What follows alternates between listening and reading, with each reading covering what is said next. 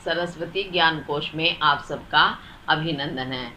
बच्चों, आज हम अब्दुल रहीम खान खाना का जीवन परिचय पढ़ेंगे हिंदी में।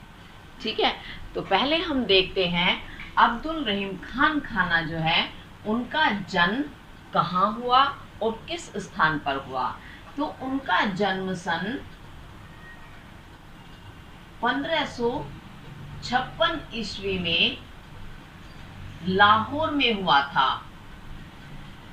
लाहौर जो है ये पहले भारत देश का ही एक हिस्सा था, आज ये पाकिस्तान में लगता है। तो लाहौर नामक स्थान पर हुआ था। इनके पिता का नाम बैरम खान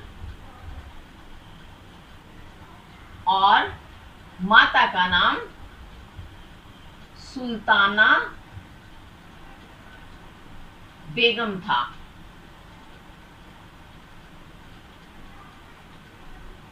और इनके पिता बैरम खान जो थे वो मुगल सम्राट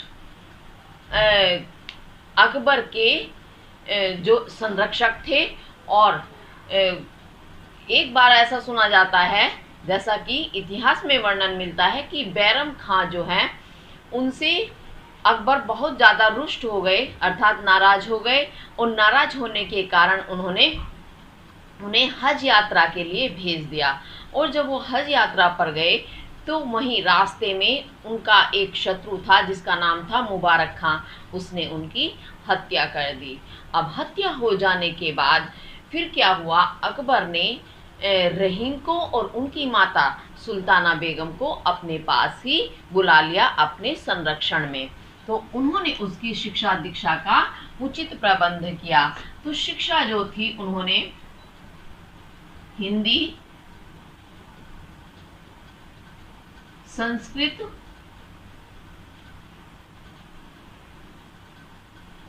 अरबी, फारसी और तुर्की, इन भाषाओं का बहुत अच्छा ज्ञान प्राप्त कर लिया, क्योंकि अकबर ने उनकी शिक्षा की व्यवस्था बड़े अच्छे से की। तो गुरुओं के संरक्षण में रह करके रहीम ने बहुत अच्छे से अध्ययन किया और स्वाध्याय से भी उन्होंने इन भाषाओं का ज्ञान प्राप्त किया। उसके बाद जब देखा अकबर ने कि रहीम जो हैं बहुत ही योग्य हैं, तो उनकी योग्यता को देखते हुए उन्होंने उन्हें अपने दरबार में नवरत्नों में से एक उनको भी चुना। तो वो नवरत्न की उपाधि दी उन्हें अपने दरबार के। तो नवरत्नों में से एक थे और उन्हें अपना सेनापति भी बनाया। तो उनके सेनापति भी थे कौन? रहीम। किसके थे? अकबर के। तो अकबर के सेनापति के रूप में उनका चुनाव हुआ। उसके बाद जो ये अब्दुल रहीम जो थे बहुत ही दयालु कोमल स्वभाव के थे, बड़े ही दानवीर उदार थे। तो जब अकबर ने देखा कि ये तो बड़े ही दयालु हैं, वो उनके स्वभाव से परिचित हुए, तो उन्होंने उन्हें खान खाना की उपाधि दी। किसकी? खान खाना की। तो अब्दुल रहीम का पूरा नाम हो गया अब्दुल रहीम खान खाना।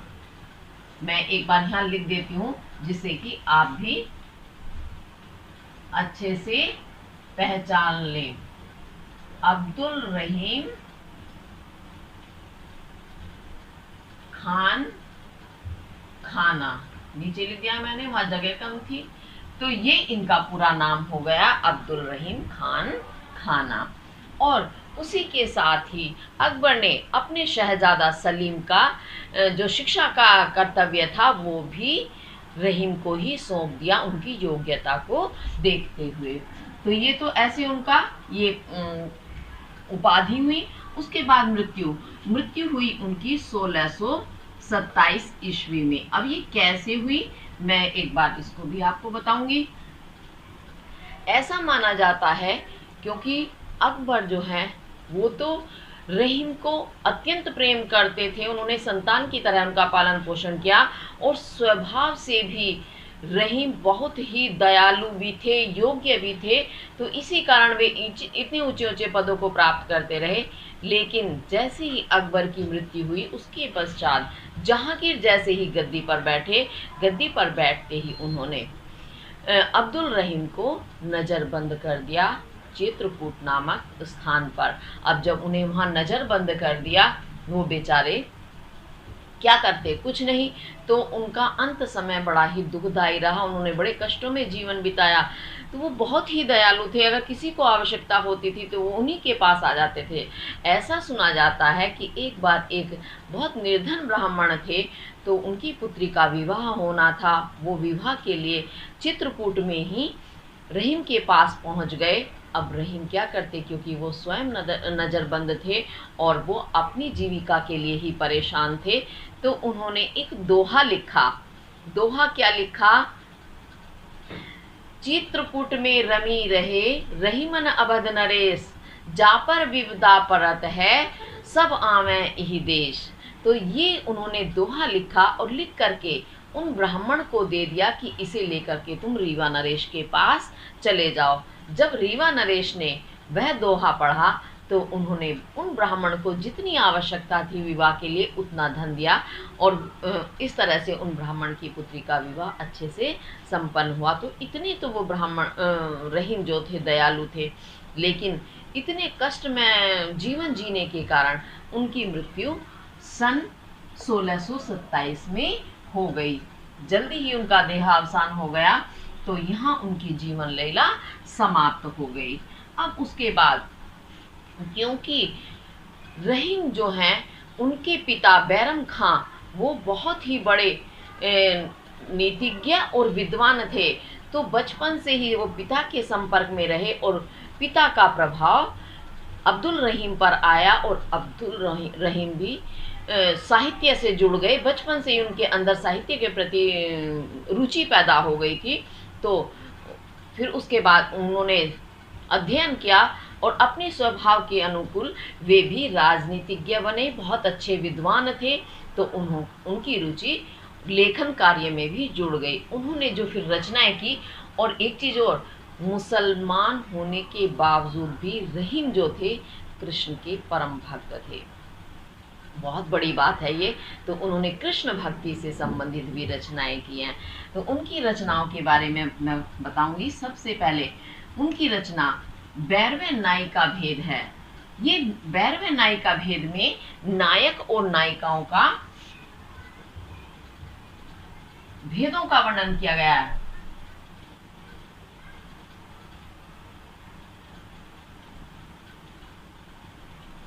नायक और नायिकाओं के भेद का वर्णन किया गया है और ये एक श्रृंगार प्रधान रचना है। और ये श्रृंगार प्रधान के साथ साथ और क्या है,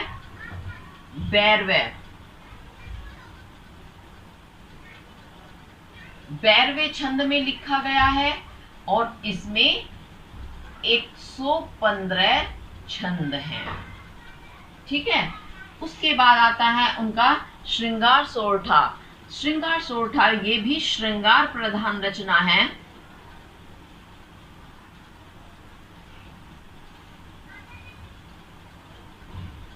श्रृंगार प्रधान होने के साथ साथ ये सोरठा छंद में लिखी गई है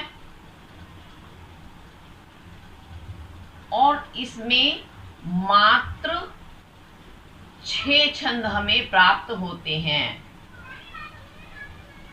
ठीक है।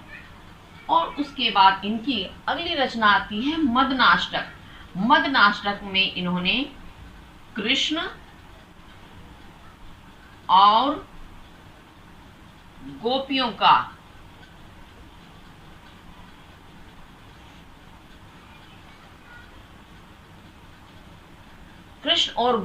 का बड़ा ही रसिक वर्णन किया है। ये भी कैसी रचना है, श्रृंगार प्रधान है ये। उनकी लीलाओं का बड़ा सुंदर वर्णन किया गया है। और मदनाष्टक जो है ये रहीम की बहुत ही प्रसिद्ध रचना है। आई बात समझ में। इसके साथ साथ अब और भी हमारे हैं, उन्हें हम करेंगे क्योंकि नीचे जगह ही नहीं बची। देखो मैंने यहाँ कैसे लिखा है, आपको समझ में तो आ जाएगा, लेकिन मैं ऊपर का भी मिटा के फिर आपको और जो इनकी रचनाएं हैं उनके बारे में बताऊंगी, आप इन्हें फटाफट लिख लें, ठीक है। अब ऊपर देखते हैं।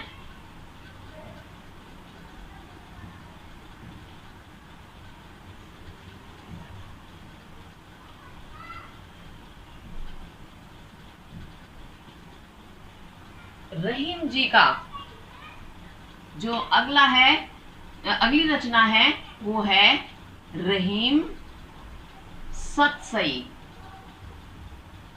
अब रहीम सतसई में क्या है? रहीम सतसई में नीति के और उपदेशात्मक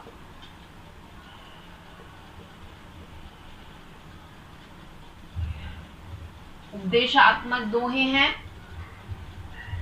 क्योंकि रहीमदास जी हैं वो बहुत ही अच्छे राजनीतिज्ञ थे, विद्वान थे।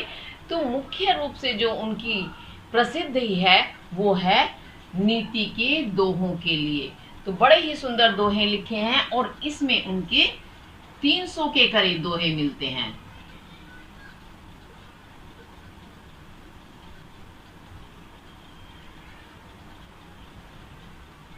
और इनकी प्रसिद्धि इन्हीं नीति के दोहों के कारण है, जो इतने प्रसिद्ध हैं कि बच्चे बच्चे की जबान पर वो बोले जाते हैं। जब उन्हें हम अपने कोर्स में पढ़ेंगे तो आप देखेंगे, आपको सारे याद आ जाएंगे कि हाँ, हम आम भाषा में भी बोलते रहते हैं, एक दूसरे को उदाहरण दे दे करके उसका उन्हें प्रयोग करते हैं। तो ये उनके हुए रहीम सतसई। उसके बाद उनकी आती है रास पंचाध्यायी। तो रास पंचाध्यायी जो उनकी रचना है ये श्रीमद्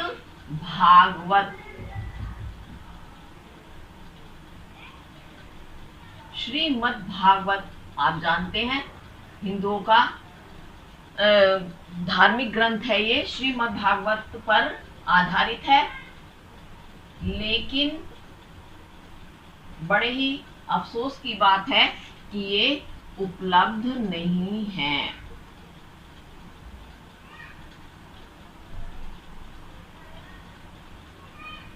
इसकी उपलब्धि नहीं है, यानी ये हमें अभी प्राप्त नहीं है।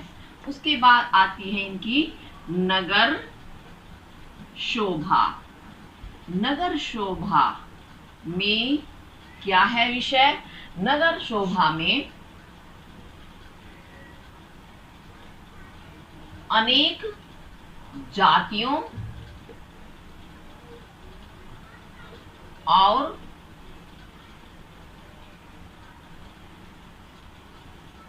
व्यवसाय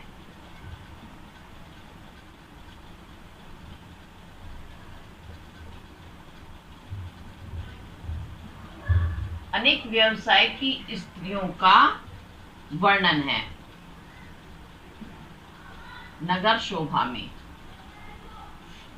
तो ये तो उनकी 6 रचनाएं हैं जिनके बारे में मैंने बता दिया, और उनकी विशेष प्रसिद्धि एक बार और दोहरा रही हूं कि ये नीति के दोहों के कारण है, जो जनमानस में बड़े ही प्रसिद्ध हैं इनके दोहे। उसके बाद इनकी हम भाषा शैली की भी बात कर लेते हैं, क्योंकि जितने भी कवियों का, लेखकों का जीवन परिचय है वो हमारी परीक्षाओं में आता है, इसलिए बारीकी से उनका ज्ञान होना अनिवार्य है अगर हमें अच्छे नंबर चाहिए। तो अब देखते हैं उनकी भाषा। जैसा कि पहले बताया जा चुका है, संस्कृत, हिंदी, अरबी, फारसी और तुर्की, ये उनकी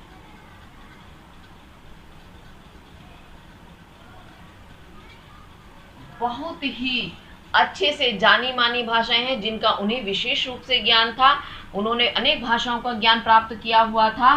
तो उन्होंने जो काव्य रचना की वो मुख्य रूप से किसमें की? ब्रिज भाषा में। हालांकि अवधी भाषा भी उन्हें आती थी, बहुत अच्छे से अवधी में भी उनकी रचनाएं लिखी गई हैं कुछ कुछ। ब्रिज भाषा और अवधी भाषा में उन्होंने रचना की है, यानी लिखा है।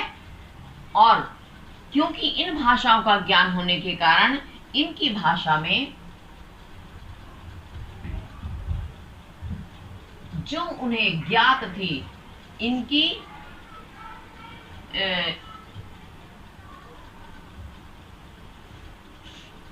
सभी भाषाओं के शब्द आते हैं रचनाओं में। इनकी रचना आएगा, इनकी रचनाओं में सभी भाषाओं के शब्द शामिल हैं, यानी उनका ये प्रयोग करते थे जब वो लिखते थे। और संस्कृत के भी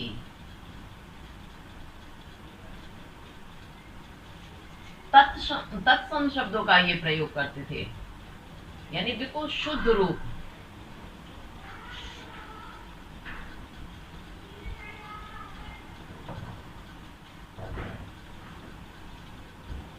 ये इनकी भाषा की विशेषता है, क्योंकि संस्कृत का ज्ञान तो इन्होंने प्राप्त किया ही था, उसके साथ साथ इन्होंने अनेक ग्रंथों, जो हिंदी संस्कृत के ग्रंथ थे, उनका बहुत अच्छे से अध्ययन किया हुआ था और उनका अनुवाद भी इन्होंने किया था। तो इसी कारण इनके भाषा में संस्कृत के तत्सम शब्दों का प्रयोग मिलता है। ये उनकी भाषा की विशेषताएं हैं। अब उनकी शैली भी एक बार मैं लिख करके आपको बता देती हूँ। शैली भी बड़ी सीधी सादी हृदयग्राही है। आप जब उनके दोहे पढ़ेंगे तो आपको खुद समझ में आ जाएगा कि कितनी सरल सुबोध भाषा है, जो कितनी आसानी से समझ में आ जाती है। शैली यानी लिखने का तरीका है जो बड़ा ही हृदयग्राही है। तो शैली जो है इनकी मुक्तक शैली रही है। मुक्तक शैली में इन्होंने लिखा है, और मुक्तक शैली के साथ साथ इनकी सरल सरस शैली रही है। तो बड़ी ही जो क्या कहना चाहिए, क्योंकि उन्होंने बड़ी ही कोमलकांत पदावली का प्रयोग करते हुए सरसता के साथ, सरलता के साथ मुक्तक शैली में अपने छंदों को लिखा है, तो बड़े ही सुंदर वो बन पड़े हैं। और दोहा शैली जो है इनकी प्रमुख शैली रही है। दोहा इन्होंने अपने नीति परक उसमें किया है अच्छे से, ठीक है। हालांकि बैर व छंद भी, जैसा कि हम पीछे पढ़ चुके हैं, बैर व सोठा इन्होंने इस्तेमाल किया, लेकिन दोहे के लिए इनकी विशेष प्रसिद्धि रही है। तो ये जो उनकी मुख्य चीज़ें थी मैंने आपको बताई, आप इसे अच्छे से करेंगे। और इसी के साथ हमारा ये अब्दुल रहीम खान खाना का जीवन परिचय पूरा होता है। इसी के साथ धन्यवाद।